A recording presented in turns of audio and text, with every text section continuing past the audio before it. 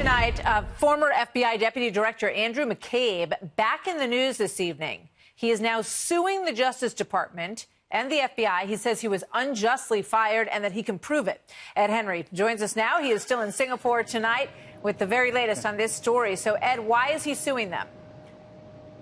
Well, Martha, for a number of reasons. Just breaking now, Fox has obtained this 36-page lawsuit from Andrew McCabe, the former #2 official, of course, at the FBI. What is he saying? Well, he's saying that he's unfairly fired. We know that already from March, but that he has been wanting to get documents from the Justice Department, from the FBI, to explain more about his firing. Well, he was fired in March, remember, for leaking information improperly to the media, and then, more importantly, perhaps, lying to investigators about it. That's the allegation. So why is he suing now? Well, number one, there have been reports that James Comey, his former boss, the top guy, of course, at the FBI, has been called in to talk to a U.S. attorney in Washington because they're considering criminal charges against Andrew McCabe about lying to investigators. So they're trying to square his stories with James Comey. So both McCabe and Comey under the microscope. But then the other big thing, you mentioned I'm here in Singapore. The White House was obviously focused before the president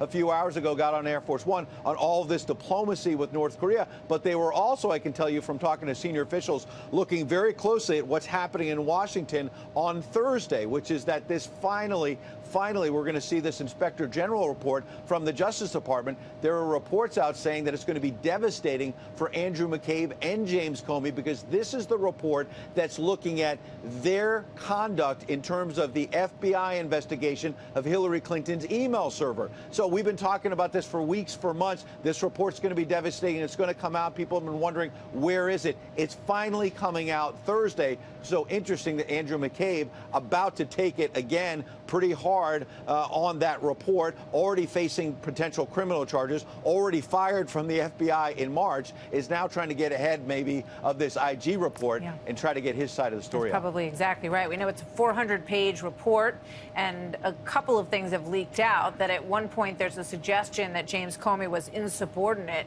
in the way that he dealt with the email investigation, and a lot more is going to come out on that.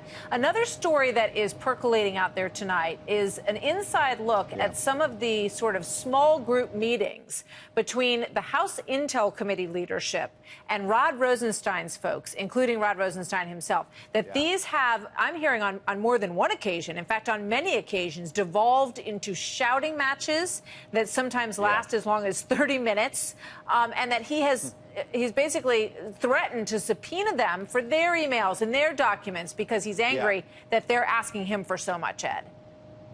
Well, look, our colleague Catherine Herridge has been all over this story, so I'm picking up the ball there. And Rod Rosenstein is somebody who's been on the firing line, the president and others going after him because he oversees Robert Mueller.